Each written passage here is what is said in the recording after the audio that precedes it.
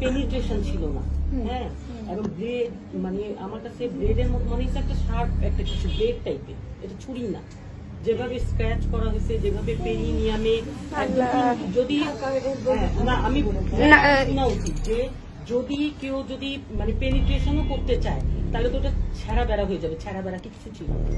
আর যদি আপনার মানে ও যদি পেনিট্রেশন কেটে করতে চায়, অনেক সময় অনেক মানে এরকম দেখা যায় লোকজন থাকে তারা করে, তো অ্যাবিউসিভ লোকজন, তখন ওর কিন্তু এই মিড লাইনে এরকম ইয়া থাকে, কিন্তু ওর ইন্ট্রয়েটাস থেকে যেখানে পেনিট্রেশনটা করবে তার থেকে ওপেনিং থেকে অনেক দূরে মানে একটু অ্যাওয়ে ছিল ওই কাটাটা, একটা 1 সেন্টিমিটার মানে লেন্থ ছিল, একটা 5 o'clock পজিশনে যদি আমরা ওইভাবে ক্লক ওয়াইজ ধরি, এবং ডেপথটা 5 সেন্টিমিটার ছিল, এবং স্ক্র্যাচ মার্কগুলো জাস্ট হলো মানে একদম খুব গুছায়া একদম দুইটা একদম অ্যারিওলা ব্রেস্টের যে অ্যারিওলা বরাবরই ওরকম স্ক্র্যাচ করা দুটা ব্রেস্টে।